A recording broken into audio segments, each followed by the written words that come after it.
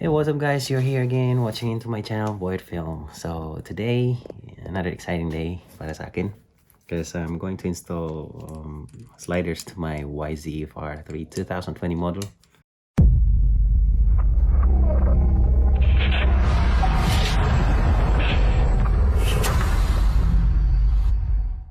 I'm going to install, this is the very first mods that I'm going to do into my motorbike. I really love my motorbike. I just want to protect my motorbike because hindi natin maiwasan minsan na matumba or sometimes sobrang pagmamadali, makalimutan mo i-stand yung motorbike mo tapos bitawan mo matutumba.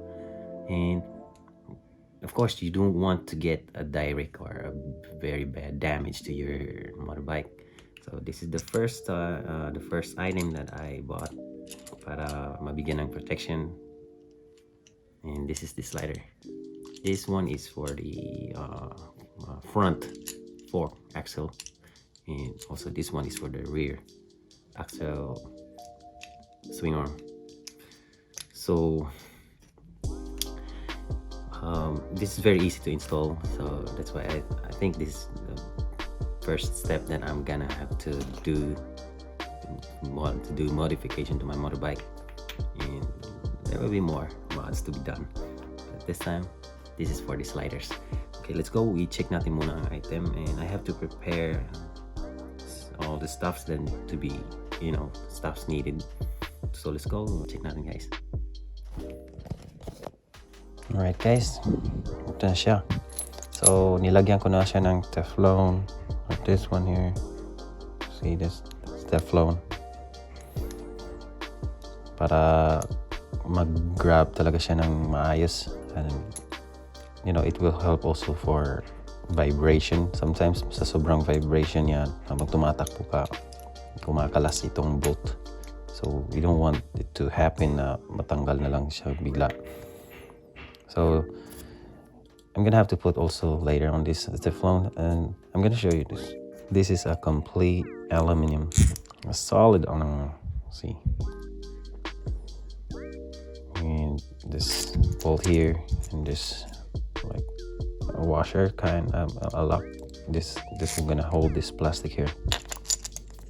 So ito yung klase na this plastic here, this will gonna absorb the damage. This will be the impact here kung if ever matumba yung motorbike mo. So this two here is for the front, and this bigger one here is in for the back, for the rear. And also this one, this two tubes here, self-explanatory. So this is for the front and this is for the back. Ilalagay natin to sa, i-insert natin to sa axle. And also I really like the color kasi nag-match siya sa kulay ng aking R3, which is blue, and I really love color blue. So, and at first in the internet, akala ko maliit lang siya eh. Tapos, ang laki pala. Which is so very, bulky, and I like this. It's big. And I'm very excited to install this. So, I'm gonna have to finish preparing this, like putting Teflon bago ko bababa at ilagay ito i-install sa aking motorbike.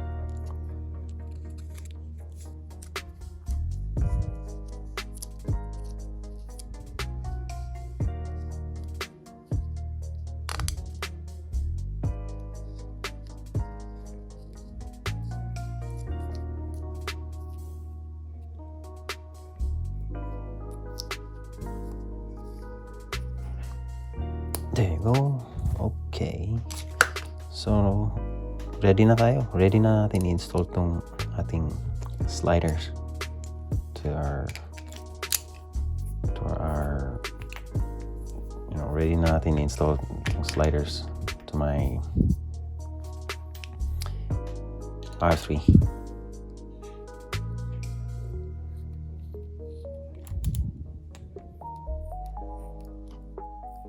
There you go.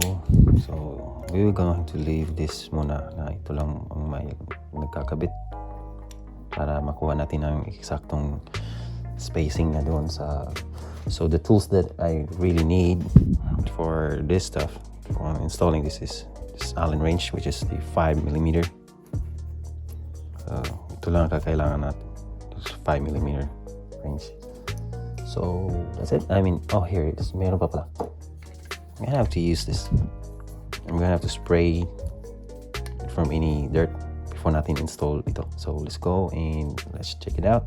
Samahan niyo ako. 차 여기로 옮겼어? 오, 잘했네.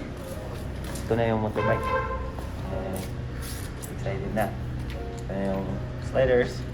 So, parang tayo ng naliwanag.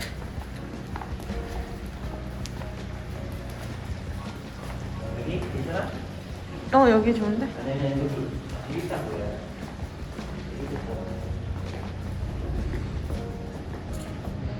그래, 여기 좋네. 그냥 practice spot. 한번 install.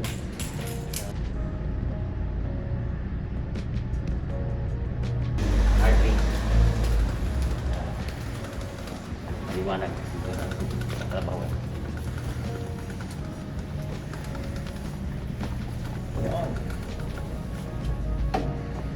Okay.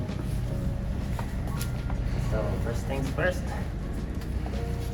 Muna tayo sa likod. Sa likuran. Sa install na natin. So, bago natin i-install, hahanginan muna natin. Dahil yan.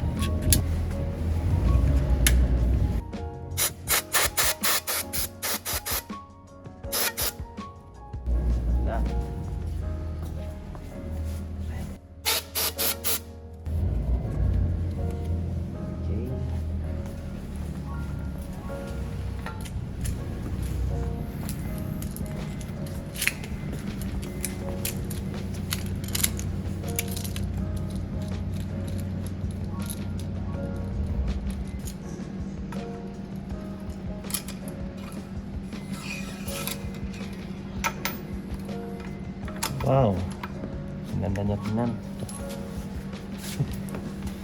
Ichi. Tapos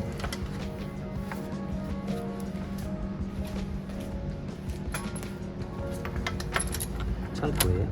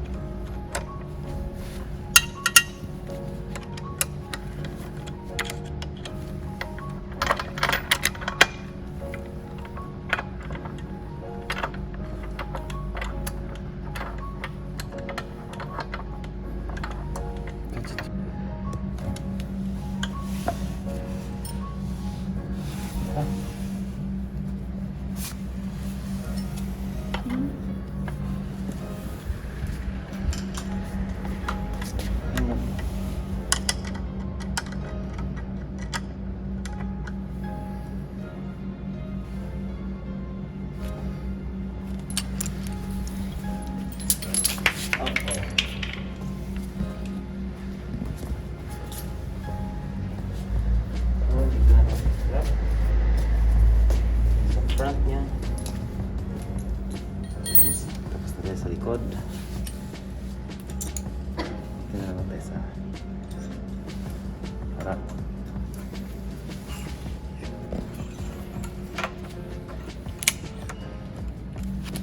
Hindi, may looking ko pasta eh.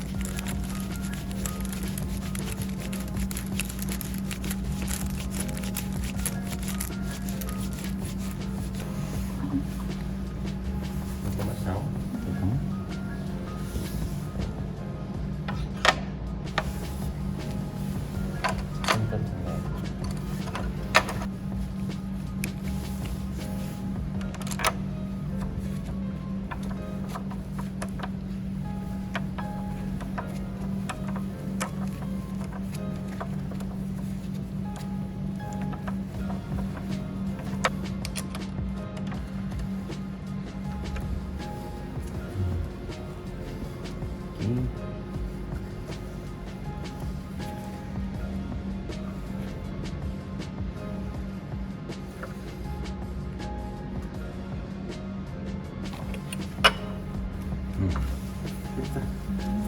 So, yun na. Install na yung sliders. Right. Sekta talan eh. 괜찮아. 거의 비슷해. Ang ganda niya tingnan.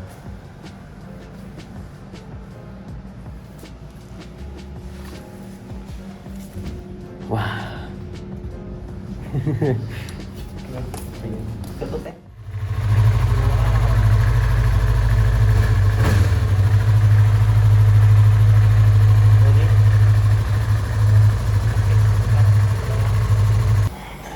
So, that's it guys. Na-install ko na yung sliders, the fork axle sliders, and it's so very easy. And also the rear sliders, it's so very easy to install. So, hope you enjoy watching my video, and I will see you next time para sa next slider installation ko sa aking A3. So, bye bye.